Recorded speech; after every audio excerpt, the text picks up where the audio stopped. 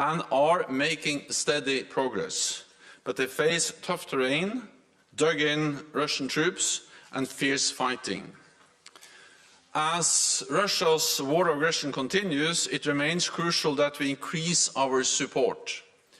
So I welcome the new announcements on providing weapons and training to Ukraine, including the initiative led by the Netherlands and Denmark to start training Ukrainian pilots on F16 fighter jets this summer, and together with the United Kingdom and the United States to deliver hundreds of short and medium-range air defense missiles. Allies have also pledged increased support through NATO's comprehensive assistance package, with contributions and commitments amounting to €500 million so far. We are working on a multi-year package with substantial funding to help rebuild the Ukrainian security and defense sector and transition Ukraine towards full interoperability with NATO, so it can deter any future Russian aggression once this war ends and bring Ukraine closer to NATO in practical terms.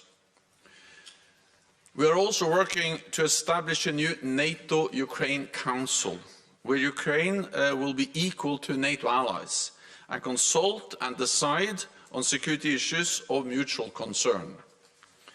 Our ambition is to have the first meeting of the new Council in Vilnius with President Zelensky. We all agree that Ukraine has already moved closer to NATO over the past decade. We agree that NATO's door is open, that Ukraine will become a member of the alliance, and that this is a decision for allies and Ukraine to make. Russia does not have a veto. We do not know when this war ends, but when it does, we need to put in place a framework that ensures Ukraine's future security and make sure that history does not repeat itself. At the Vilnius summit, we will also take steps to further strengthen our own deterrence and defense and complete the fundamental transition we started after Russia's occupation of Crimea in 2014. Today, ministers reviewed our new regional plans. For the first time since the Cold War, we are fully connecting the planning for our collective defense with the planning for our forces, capabilities, and command and control, as well as enhanced exercise program for our troops. As a result, NATO will have over 300,000 troops on high readiness, backed by substantial air and maritime capabilities, to defend every inch of Allied territory against any threat. We also agreed a new rotational model for air and missile defense. It will ensure that resources are used in the most effective way and that we can transition smoothly from air policing to air defense. In our meeting, we addressed the need to ramp up production. Ministers reviewed the NATO Defence Production Action Plan with concrete measures to aggregate demand, boost capacity, and increase interoperability and interchangeability. We have a great tool to organize multinational procurement with our support and procurement agency, the NSPA. Currently, a range of equipment procurements are ongoing, including $1 billion worth of 155mm ammunition. Today, ministers agreed substantially increased capability targets for battle-decisive ammunition, as well as a major boost to our work on standards so that more ammunition is interchangeable. That is an important lesson from the war in Ukraine. All these steps need to be underpinned by adequate resources. Investing in our deterrence and defense is more important than ever, because we need to keep our people safe in a more dangerous world. I expect NATO allies to make a more ambitious commitment to defense investment in Vilnius, with 2% of GDP for defense as a floor, not a ceiling. NATO's nuclear planning group also met to discuss the nuclear aspects of the current security environment and the ongoing adaptation of NATO's nuclear deterrence. Russia has continued its reckless nuclear rhetoric as part of its war against Ukraine. It has suspended the implementation of the New START Treaty and has announced its intention to deploy nuclear weapons to Belarus. Iran and North Korea continue their nuclear and missile development programs, and I condemn North Korea's missile launches yesterday in a clear violation of multiple United Nations Security Council resolutions. At the same time, China pursues its rapid and opaque nuclear expansion. These challenges are of great concern to NATO, and we continue to adapt our nuclear deterrence to the changing security environment. And with that, I'm ready to take your questions. We'll start with the BBC.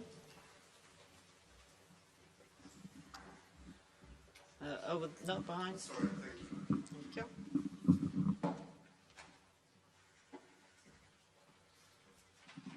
Thank you very much, Secretary General. First of all, can I just ask, you talked about the nuclear planning group and the dangerous rhetoric of Russia.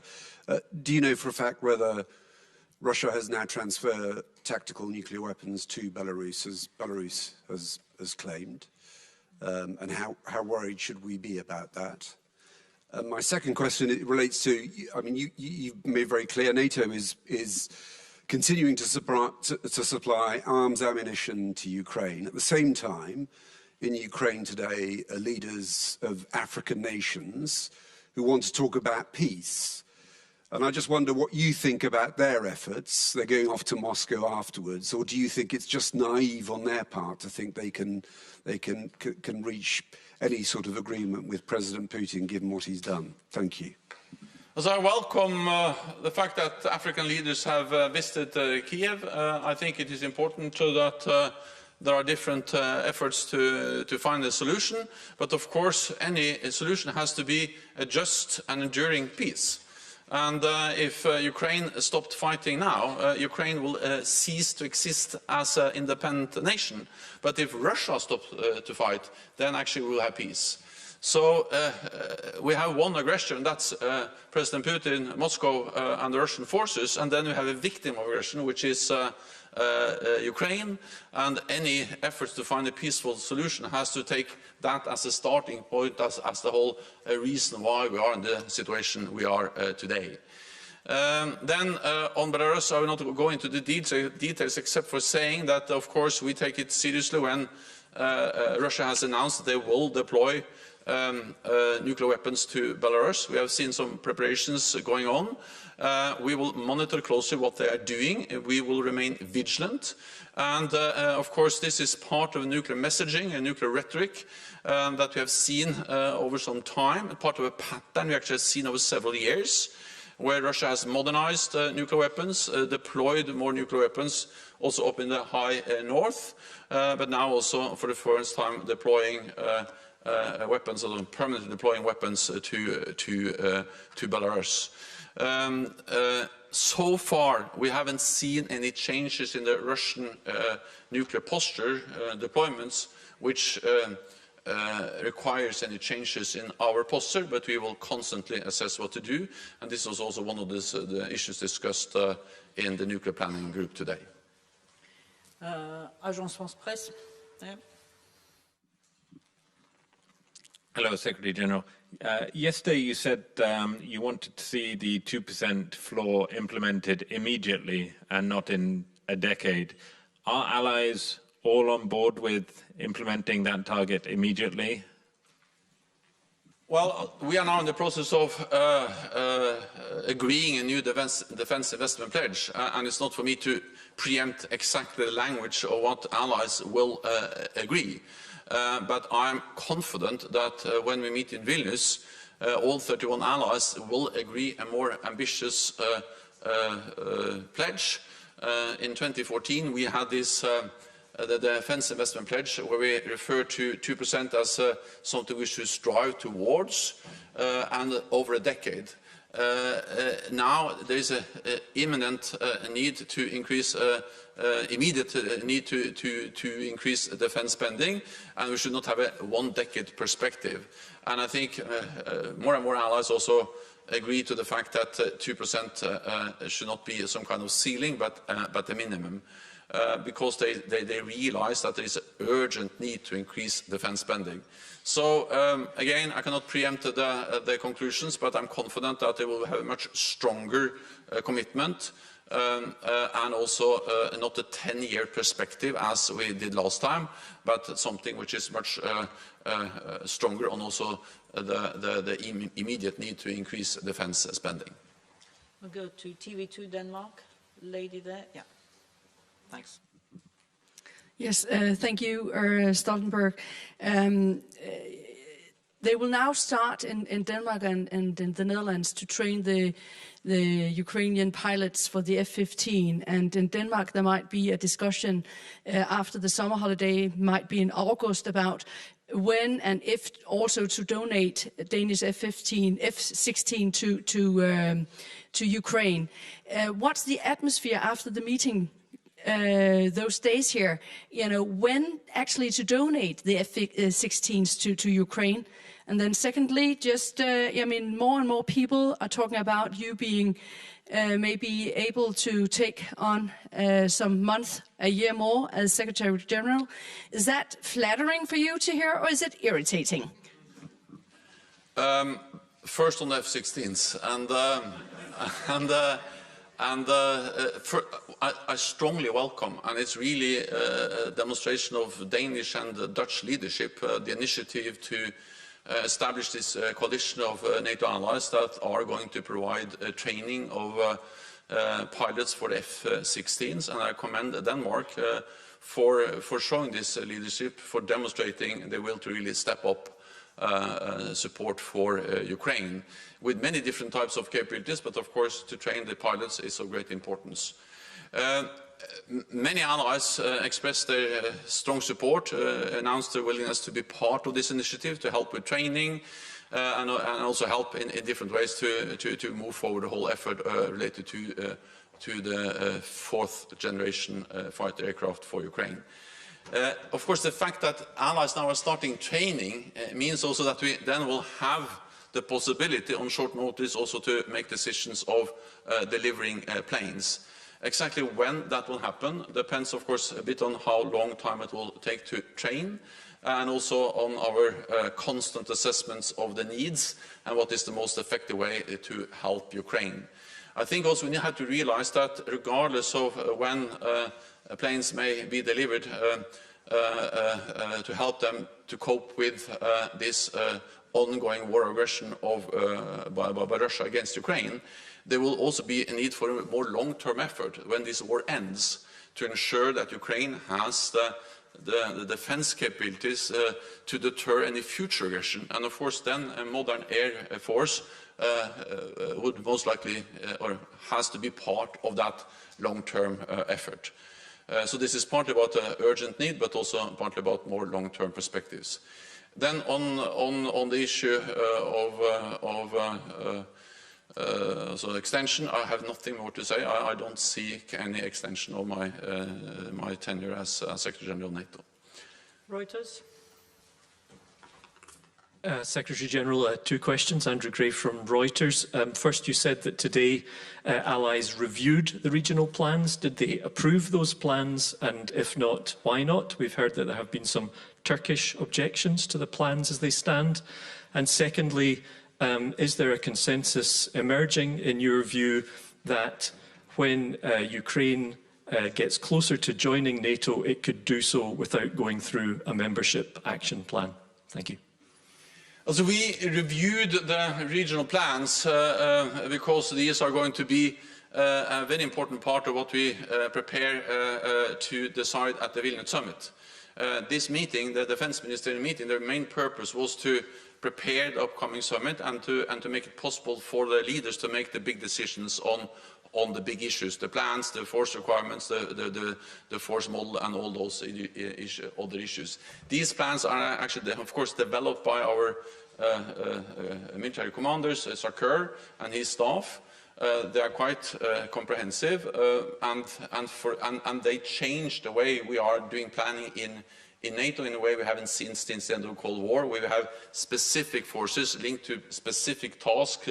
They will exercise more focus to protect specific territories of NATO. So there will be a much closer link between plans, capabilities, and exercises, and dedicated forces to fulfill specific tasks in our collective defense.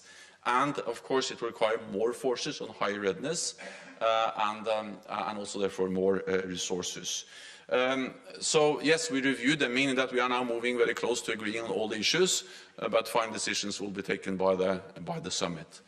Then it was on, yeah.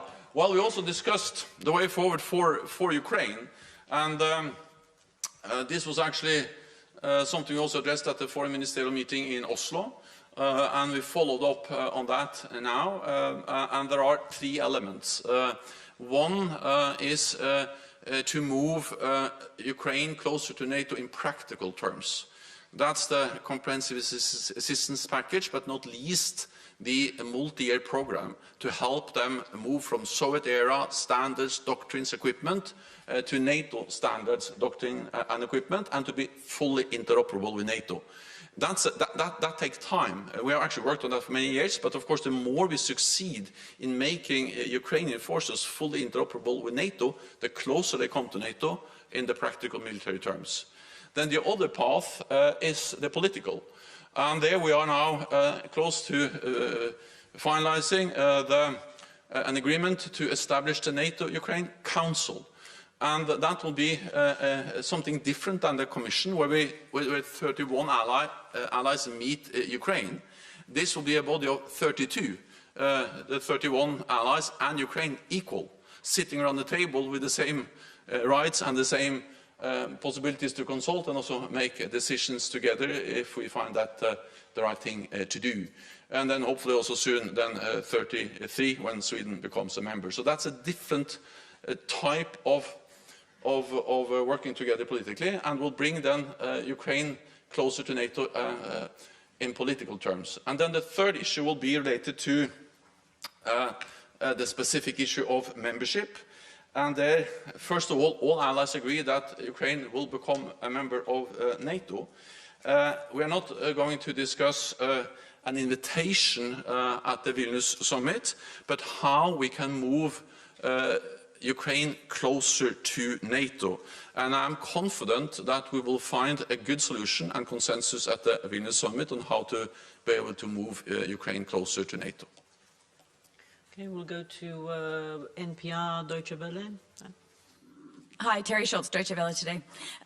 Mr. Secretary General, you mentioned that you have in fact now seen signs that Russia is moving nuclear weapons closer to Belarus. This is something that's been threatened many times. You've been watching it. So this seems to me to be new language, that you have in fact seen this, and yet you say that this hasn't affected NATO's posture toward Russia's overall nuclear situation, status, plans. Could you explain that a little bit more? And also, my question before you said that, which I had to ask about, was on the regional plans, how far can you go to finalizing these regional plans if you don't have Sweden yet in NATO? They're in a key location for regional plans. And do you feel any movement on that here? I mean, what all the Swedes want to know. Is there any movement on Turkey? And what is up with Hungary? Thank you.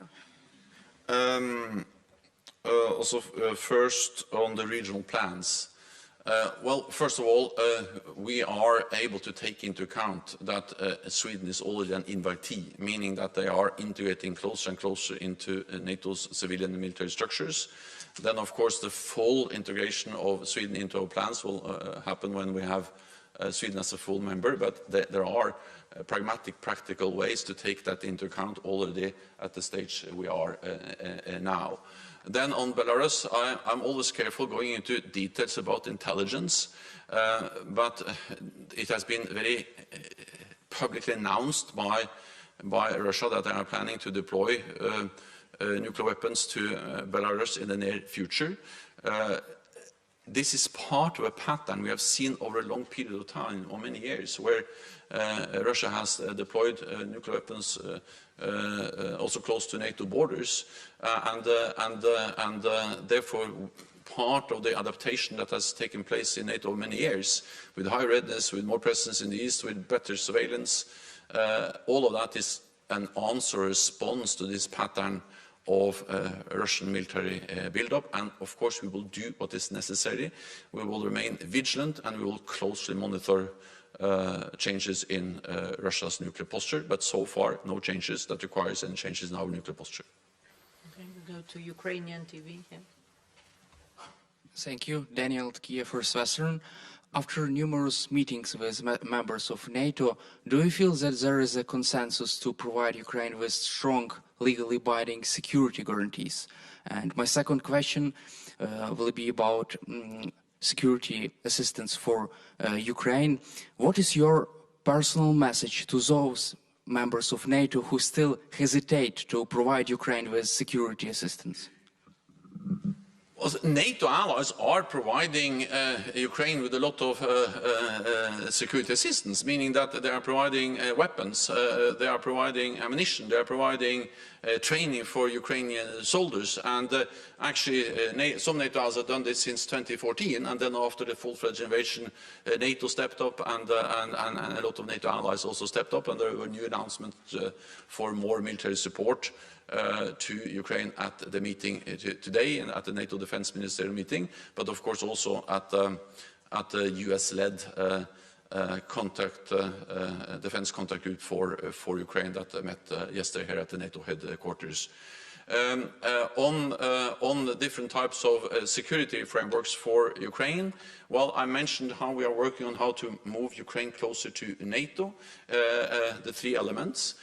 But I also welcome the fact that several NATO allies are also discussing more bilateral or multilateral arrangements with Ukraine, and that will complement and support efforts that NATO is doing. So there are different frameworks, different things we are doing, because when this war ends, we need to ensure that history doesn't repeat itself, and that Russia only decides to reconstitute, to rest, to rearm its forces and then re-attack again.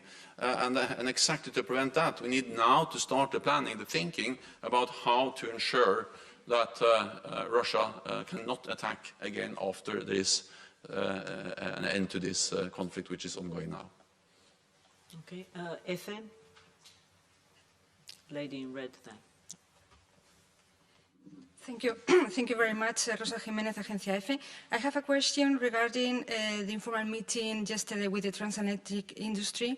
Some allies whose companies were not invited are not willing to back straight away the new defense production action plan. Are you confident this plan will be approved in the Vilnius summit? And do you foresee more meetings with the industry like this one in the future and in a more inclusive format? Thank you. Well, NATO engages with industry in many different ways, and of course Spain is a highly valued ally with a strong defense industry. I met representatives from the Spanish defense industry before, and we'll meet them again. We will have a big NATO industry forum in Stockholm later on this year. So I think we need to realize that the event we had during this meeting was one of several ways of engaging with the defense industry, and a group of defense industry were represented also to focus on some specific needs and gaps. But yes, of course, we will engage with the defense industry from across the alliance. We continue to engage also with the industry from Spain, because Spain has really capable defense industries, and I have actually had the privilege of working with them as Secretary General of NATO, but also actually as Prime Minister of Norway, when they actually made big acquisitions from the Spanish defense industry. So we highly value the defense industry also of Spain. Frankfurt Allgemeine. Thomas Kutschka, Frankfurt Allgemeine Zeitung. Secretary General, two questions related to maritime security and underwater infrastructure. Have allies actually decided to establish the center that you announced that is to be established in Northwood for the protection of undersea infrastructure? And related to that, how concerned are you about reports that Russian ships have been mapping critical infrastructure at sea? Thank you. So we know that Russia has the capacity to map, but also potentially conduct actions against critical infrastructure. And that's also the reason why we have, for many years, addressed the vulnerability of critical undersea infrastructure. This is about gas pipelines, oil pipelines, but not least thousands of kilometers of internet cables, which is so critical for our modern societies, for financial transaction, for communications. And this is in the North Sea, the Baltic Sea, but across the whole Atlantic, the Mediterranean Sea, so this is so critical for almost all aspects of our modern societies. And that's the reason why also we, based on the initiative from Chancellor Scholz and Prime Minister Støre, launched a work at NATO to further step up what we do. And we have now agreed to establish the Maritime Center for the security of undersea infrastructure to further strengthen our efforts to protect. Of course, there's no way that we can have NATO presence along all these thousands of kilometers of undersea infrastructure and offshore infrastructure, but we can be better at collecting information, intelligence, sharing information, connecting the dots, because also in the private sector there's a lot of information, and actually there's a lot of ongoing monitoring of traffic at sea, and to connect all that those flows of information will increase our ability to see when there is something abnormal and then react dependent on that. So this is very much to bring the different sources together, and also bring the fact that most of this infrastructure goes from one NATO ally or from one country through the territorial waters into international waters, and then into the territorial waters of another ally or another country. And then most of it is owned and operated by private sector, and they also have a lot of capabilities to protect, to repair, and so on. So the purpose of this center, which we agreed to establish, is to bring together different allies, is to share information, share best practices, and to be able to react if something abnormal happens, and then also ensure that the private sector and the government, the nations are working together. So I very much welcome the initiative, and I look forward to now go further with this initiative and to implement the decisions we have made on establishing the center. TV2, lady in green. Thank you, Mr. Secretary General. You say you don't seek extension, but there are some unconfirmed information that you will be asked in Vilnius to stay until next summer and the summit in DC. And I guess that is not out of the question for you in this situation for the Alliance and Europe. Well, I have nothing more to say about this. I have stated again and again that I don't seek extension. I have no other plans than to end my work here when my tenure ends this fall, and that's what I've said for some time now. Okay, we'll go to Swedish radio. Mr. Secretary General, anything new, any movement regarding the Swedish membership to NATO during these days? Well, during these days we had an important meeting in Ankara of the permanent joint mechanism that we established last year. And the meeting followed my meeting with President Erdogan a couple of weeks ago, where President Erdogan and I agreed to convene Sweden, Finland, Turkey and also NATO to see how we can make progress for accession of Sweden. The meeting did not, of course, solve all remaining issues, but it happened and was conducted in a constructive atmosphere, we have seen some progress. And I also would like to highlight that my message has been now for many, many months that actually Sweden has delivered. And that's also the message from allies, most allies in the meeting today, that Sweden is ready to be ratified, and most allies have already ratified the Swedish accession into NATO. And also the message from Turkey has been that Sweden has actually made progress on implementing the agreement made in Madrid last year. Let me add two more things, and that is that we have to understand that Sweden has already come a long way. Sweden is in a much better position now than before they applied, because by being invited by all allies at the summit in Madrid in June last year, they got the invitee status, and by being an invitee, they are integrating into NATO's military and civilian structures, and that makes them much safer. And then with Finland as a member, of course, it's absolutely inconceivable that there will be any threat or attack against Sweden without NATO reacting. But of course, we continue to work hard to get Sweden in as soon as possible. Thank you very much, colleagues. That's all we have time for today, but we'll see you at the summit. Thank you. Thank you.